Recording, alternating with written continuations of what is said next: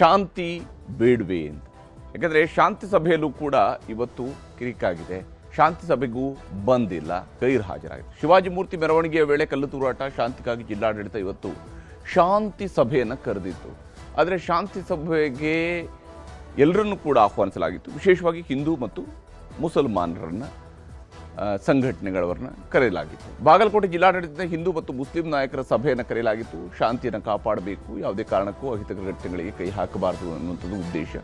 ಹಿಂದೂ ಸಮಾಜದ ಮುಖಂಡರಲ್ಲೂ ಕೂಡ ಜಿಲ್ಲಾಡಳಿತದ ಸಭೆಗೆ ಹಾಜರಾಗಿದ್ದರು. ಯಾರನ್ನ ಕರೆಯಲಾಗಿತ್ತು ಅವರು ಬಂದಿದ್ದರು. ಆದರೆ ಮುಸ್ಲಿಂ ಸಮುದಾಯದ ಮುಖಂಡರು ಸಭೆಗೆ ಬರಲಿಲ್ಲ. ಹೀಗಾಗಿ ಇವತ್ತಿನ ಶಾಂತಿ ಸಭೆ ಒಂದು ರೀತಿಯಲ್ಲಿ ಮೊಟಕುಗೊಂಡಂತೆ ಪೂರ್ಣ ಸ್ವರೂಪದ ಶಾಂತಿ ಸಭೆಯಾಗಿ ಅದು ನಡೆದಿಲ್ಲ.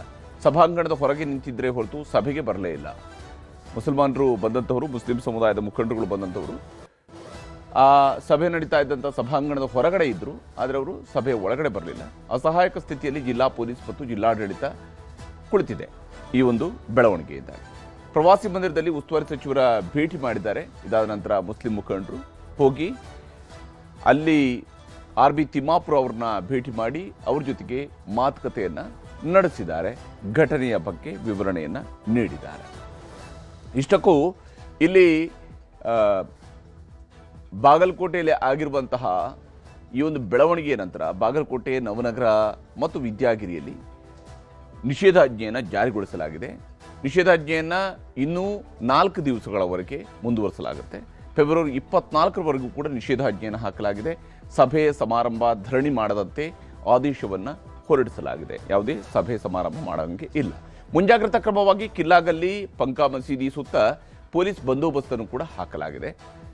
ಹಾಗೂ ಕಲ್ಲು ತೂರಿದಂತಹ ಪ್ರಮುಖ ಆರೋಪಿ ತನ್ವೀರ್ ಸೇರಿ 8 ಮಂದಿಯನ್ನು ಈಗಾಗಲೇ ಪೊಲೀಸರು ಬಂಧಿಸಿದ್ದಾರೆ. ಶಾಂತಿಯನ್ನು ತರುವಂತಹ ಪ್ರಯತ್ನವನ್ನು ಮಾಡ್ತಾ ಇದ್ದಾರೆ.